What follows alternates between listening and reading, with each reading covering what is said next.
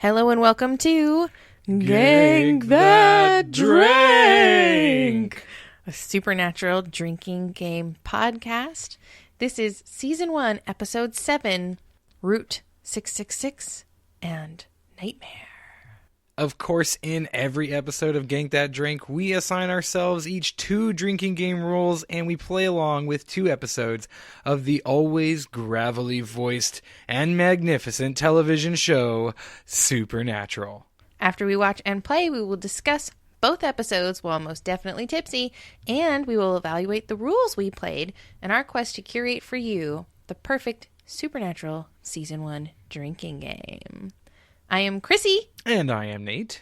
Tonight we are watching, so this was episode 13 in the regular 13. season, Route 666.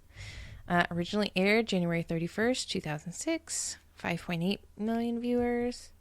And episode 14, Nightmare, originally aired February 7th, 4.2 million viewers. So, Spoiler alert, we are going to be discussing the episodes in their entirety, and certainly in no fit state to avoid spoilers. So be prepared to hear all the grisly details of something you have had 12 years to watch, at least. I don't know when you're listening to this. Maybe you've had 20 years to watch it. Yeah. So, I mean, it definitely will be the future. I can promise you that. Maybe this is... Unless you're listening to this live. which you're not. Only 2 Chihuahuas and a Labrador are doing. And a Dorian. All right, what rules are we playing tonight? My first rule is X-Files nod, which we played in, I think, episode 4. But this is finish your drink if there's an X-Files nod. So it's hefty fine if it happens. Mm-hmm. Yes. And I guess we'll have to sort of note what we consider an X-Files nod. Yeah, I mean, there's always homages within the episodes, and sometimes just blatantly. I always love the like X-Files, which they pull out every once in a while. So, who knows? All right. What is yours? Well, that ties into mine, I think, a little bit. My first rule, and this is our first time actually playing it, is Sam and Dean give the speech. So basically, they explain to someone who doesn't know monsters are real, that monsters are real, and that they're there to save them. I guess it's just drink. It doesn't have a drink. So we made this up in episode 2. I remember that. Yeah, so just one drink? It should be something big. Yeah, it's got to be something big, because, Let's just say finish your drink. Finish your drink, yeah. Okay, Let's go finish your drink. drink. That. Cool. What's your second rule? Planning. Someone says, quote, family, take one drink. Ooh. So that'll be intense. Does that say where that came from? I think that came from that one is TV Buddy time. TV. Buddy TV. Yeah. And the X-Files one is one that I wrote. So yeah. That's a neat rule. And then I'm playing a comeback from episode 1, Broken Furniture. One drink for every piece of broken furniture. It's back, baby! Yes. I love the broken furniture rule. And then finally, this one, who knows if it's going to happen, 3 drinks if Dean talks to Baby. So that's we're both playing that one. Yeah. Dean talks to Baby. Dean talks to Baby this episode. Of course, we are always playing... We're always playing Sammy. And Kripke Easter eggs. Yeah, absolutely. And if you want to, go ahead at home and play the if someone takes a drink, you take a drink. Okay, so we were drinking the most supernatural-themed wines I could find in the Target wine aisle, which for this evening are Hope's End, Runaway to the Dark Side, to a place called Port Misery, South Australia. It's a red blend. It's a 2016 red blend from Australia. And I'm drinking Prophecy, a Pinot Grigio, a 2016 Pinot Grigio. Nice. So we're drinking wine. We're fancy tonight. Out of not Dixie solo cups. Don't tell them that. Well, here's what I figure. If Sam and Dean were to drink wine, it would be out of a solo cup. So we're just doing it up proper, like the Winchester boys. Okay. So we're going to go watch Supernatural, and we'll see you on the other side. And we're back. Yeah. This is kind of a bummer. Yeah, we did not end on a high note at all. No. I'll put it that way. There's a reason why a lot fewer people watched Nightmare. It's not a great episode. Yeah. And to be honest, Route 666 is not a great episode either. No, it's not a best of. Yeah, definitely not. You gotta slog through some of these though. You really do. And of all of our rules, only one of them really came into play. And you'll never guess which one it was. It was absolutely family. Anytime someone says, quote, family, take a drink. And they say it literally all the time. 18 times. We had to tag out halfway through, and I took it over for you. Yeah, because it was way too much. It was way too much for you, and then mine only happened 4 times. And neither of my other ones happened. Yeah. Which one? What was your other one again? What's the... Sam and Dean give the speech. Oh, the speech. And like Route 666 is literally the episode where the whole episode is based on the fact that he's already given the speech. Yes. And then Broken Furniture, which happened 4 times. And then Dean never talked to Baby. So, I'll sum up Route 666. Which, by the way, is just a dumb episode title. Yeah. Devil's Highway. There actually, in Arizona, used to be a Route 666. So, it's the one that goes along the eastern side How of Arizona. racist was it? I'm not entirely sure, but... I mean the road itself, not the humans that surrounded it. Not the humans that lived along it? No. So Route 666 takes place in Cape Girardeau, either Missouri or Mississippi. It was never quite clear. I'm pretty sure it said Missouri at the beginning of the episode, but we had Mississippi license plates and very Mississippi-looking things. I get caught up on location stuff, as we all know. But we basically the episode starts with a ghost demolition rally, in which a big giant monster truck that we find out later is a racist monster truck. Racist ghost monster Racist ghost monster truck. No, so we have this racist ghost is running the town's black people off the road, and it's not going over so well. It's a murder mater. It's like Tomater if it was evil and out to kill. Because it's not like a monster truck. It looks like it's a pickup truck, like an older pickup truck. Mm-hmm. But it looks like Mater. But it's all, it looks like Mater, but then it's all jacked up, like it's on steroids. Murder Mater. So Murder Mater's going around just running people off the road, and our boys actually get a call from one of Dean's old flames, Cassie, who apparently from Athens, Ohio. They went out a couple times. All backstory, which we invest so much in this episode too. We never see her again. So we learn all about their relationship and then never see her again. So she calls, says, "Need your help. I don't really know what you do exactly. You told me vaguely." Because that was the whole thing in this episode was between Dean and Sam, because Sam found out that Dean told her the family secret. Family, yeah. So they kind of have a little spat about that and telling the family secret. So we end up getting a few things in this episode. We get our first sex scene. So we got a Dean and Cassie sex scene with the background music. In this sex scene, we noted it was like knockoff Santana. Yeah, so it was Carl Santana. Carl Santanot. Carl Santanot. Is a Santana cover band. Yeah, he tours the greater lower Midwest. So we move past that, and it's basically what it comes down to is Cassie's mom, who is white. She had this relationship with this racist dude 40 years ago, and then was cheating on him with Cassie's dad, who is black, and in this town in either Missouri or Mississippi, a red state. And so we find out that her mom was having this relationship, but then broke it off with the racist dude, who then goes like mega racist in the wake of that, especially in the wake of her then eloping with Cassie's dad. We find out that he committed all these atrocities, the crescendo of which being burning down a church. So we find out about that, and then he beats up the dad. He beats up Cassie's dad. Cassie's dad turns the tables on him and gets a bat and then beats up the Cyrus dude to the point of death.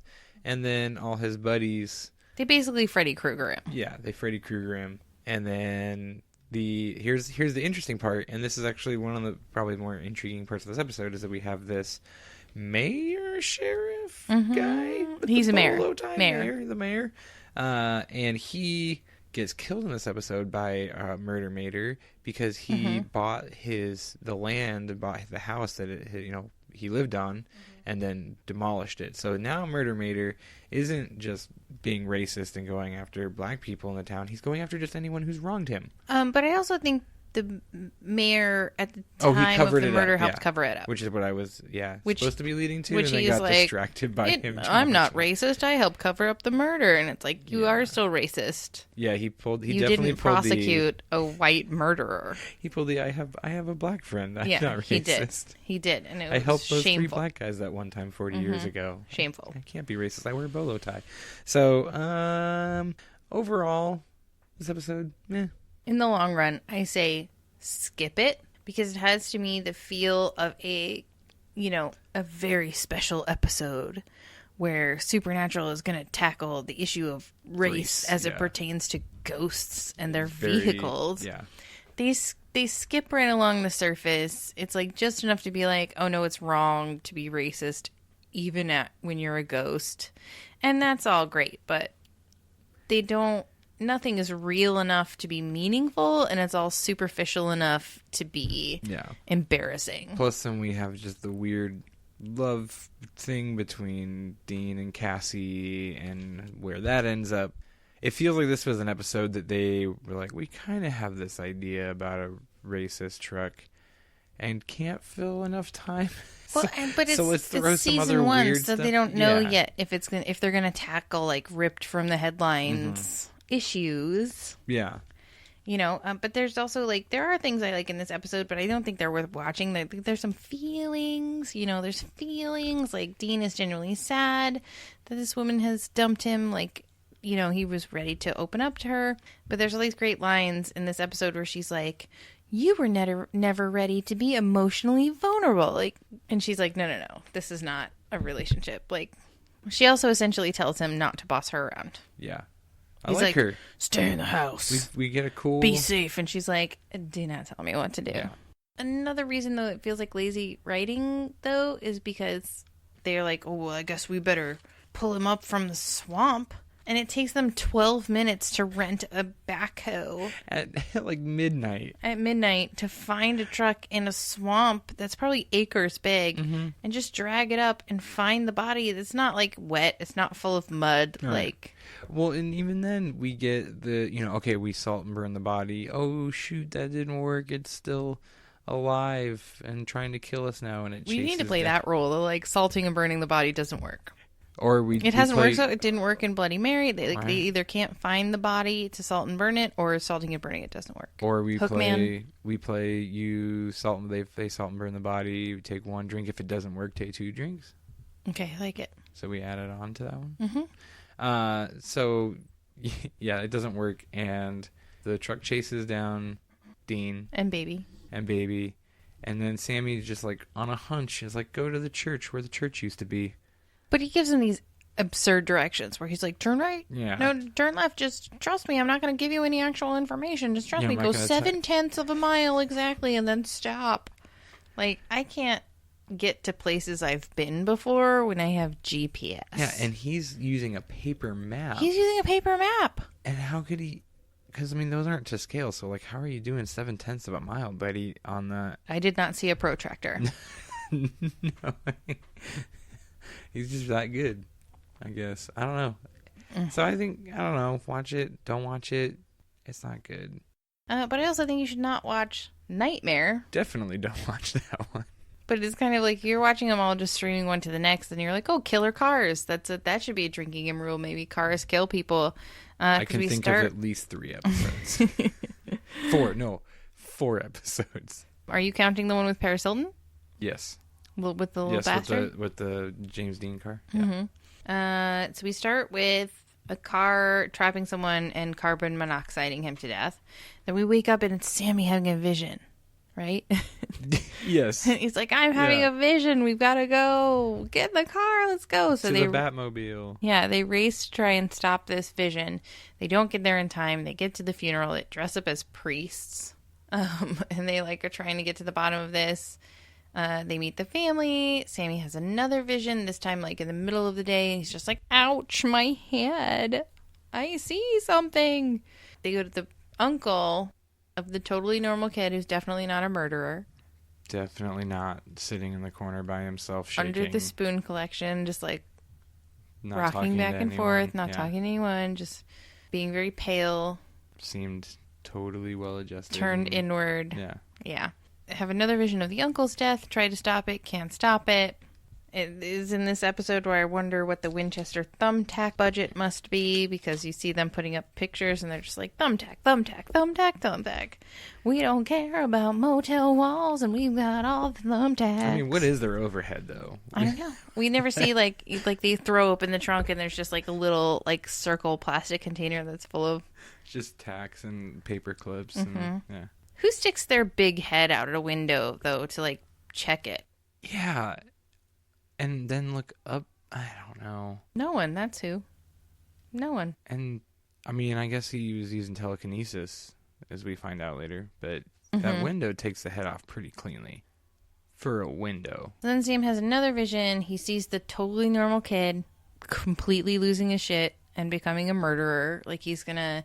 So we learn that he has killed his father. Once he figures out he's got psychic abilities, he kills his dad and his uncle for beating him all his life, and he wants to kill his stepmom for not intervening at any point. Sam really tries to connect to this kid, we're the same, you don't have to do this, we can work it out, we can solve it. He sees a vision of the kid killing Dean, and that's when Sam really ignites some of his own psychic powers. He learns that this kid has the same story of what happened to his mom. Mom died pinned to the ceiling in a fire. Boom. Boom. Conexion. Sammy tries to get this kid to hug it out. Kid doesn't want to hug it out. Kills himself. Suicide. Yay. So if you're looking for a couple episodes to bum you out, go with the pairing of racism and child abuse and suicide episodes. Back to back. There are some funny moments. There's a funny moment where, Sam and Dean are just really putting themselves into all these crime scenes. Oh, right? yeah. They're, looky-loos at the first suicide, quote-unquote suicide, and they're like, whoa, what's happening here? What's the story with this guy? Neighbors would remember them and be like, those two priests who came by the next day to the funeral? They were there that night, looking around.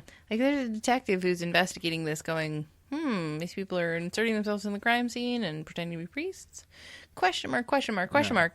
Then when they go try and stop the uncle's death, they're totally touching everything. And eyewitnesses report that these two priests who were also seen at the night of the first suicide were running all around yelling at the guy that they had information that could save him. Right? Yeah. And Dean says at some point, wipe your prints. Wipe your prints. And they just wipe the top rails of the staircase that they climbed. Then there's a moment where, one scene before, Sam is, talking with the kid, the totally normal kid, and he's like, oh, we got all these casseroles, because, I finally had to tell him to stop, because people just think the only way to say you're sorry is with tuna casserole. And then in the next scene, the mom is cooking. Yeah, with some celery, chopping some celery.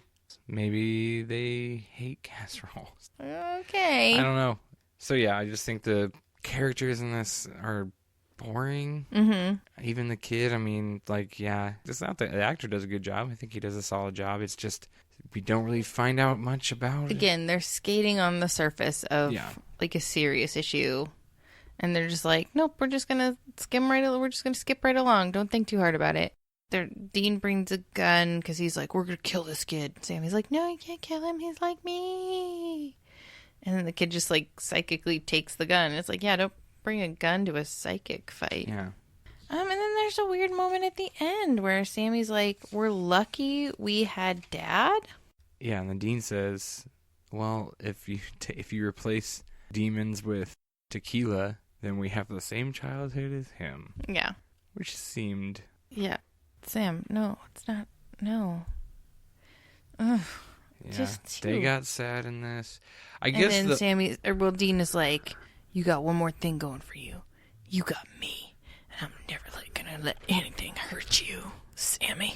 Followed by multiple seasons of Sammy getting hurt. And a vice versa.